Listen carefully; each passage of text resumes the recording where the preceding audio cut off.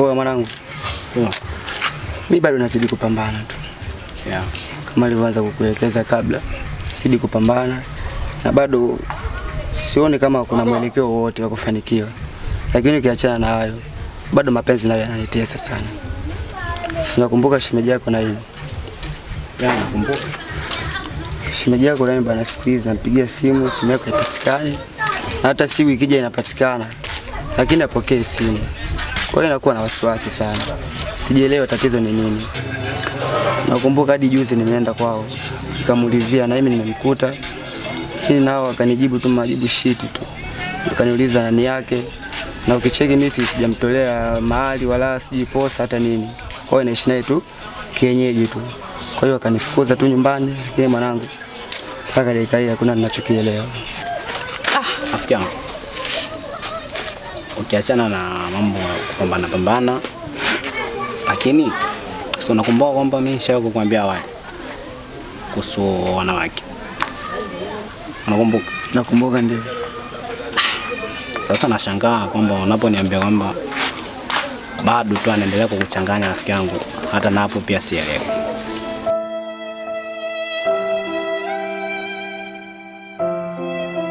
Mbombo, kwa ushauri wangu ni ule tu wa mwanzo kama awali tu.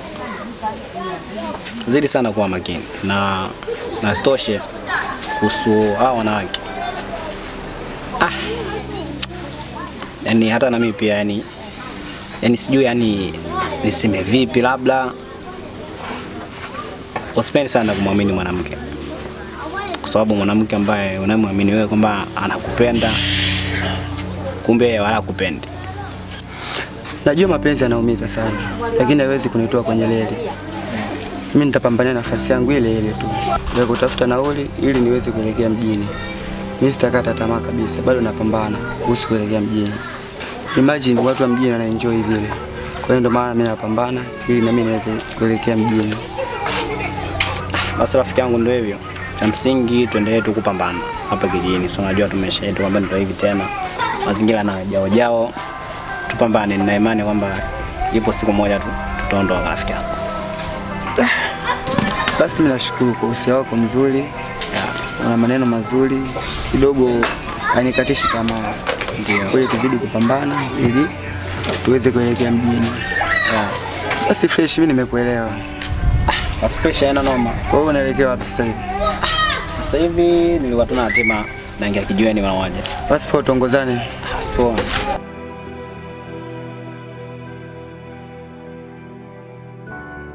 Wadogo janja, yaani mtaa wote madogo ambao unakukubali wewe wa kwanza, umesikia? Hasa hapa kuna dili nataka tufanye au mchongo, umeelewa?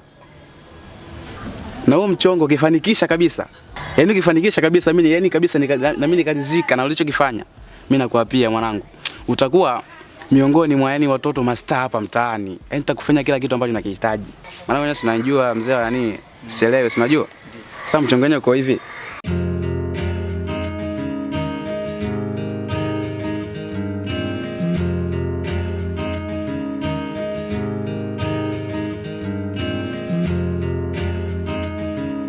Wewe jitahidi utafanya hivyo. Poa, mimi nimekuelewa, hilo nitalifanyia kazi. Sasa mna shida.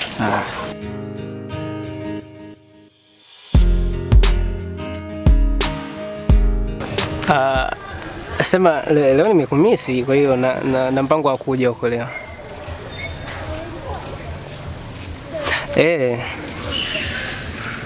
Nataka nije ndio. Si unajua muda kidogo, kwa hiyo shakumisi tayari. Basi hivi nimetulia tu, natoka kazini kasema hebu kwanza nikae sehemu kidogo nipumzike nikupigie.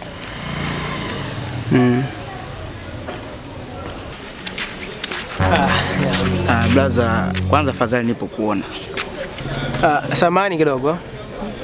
Nitakurudia kidogo, samani. Poa. Vipi dogo? Mbona sikuelewi? Ngoja kwanza tukae tuzungumze. Okay, poa, haina shida, njoo kae.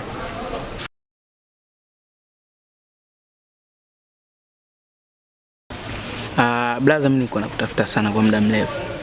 Tena afadhali leo nimekuona. Unajua dunia leo imeharibika sana. Na mimi binafsi huwa sipendelei sana kuona vijana kama ninyi jeshi la taifa mnapotea. Unajua kuna jambo mimi nimelisikia. Naona si salama sana kwako. Hebu kwanza. Hivi mbona sikuelewi? Mbona kama unanitisha hivi? Unajua sikuelewi. Mimi sikutishi. Mimi nimekuja kukuambia. Ila kama utaona nakutisha na nini, sawa, hii ni juu yako. Unajua kila kijana ambaye anatembea na yule binti unayetembea na wewe anakufa.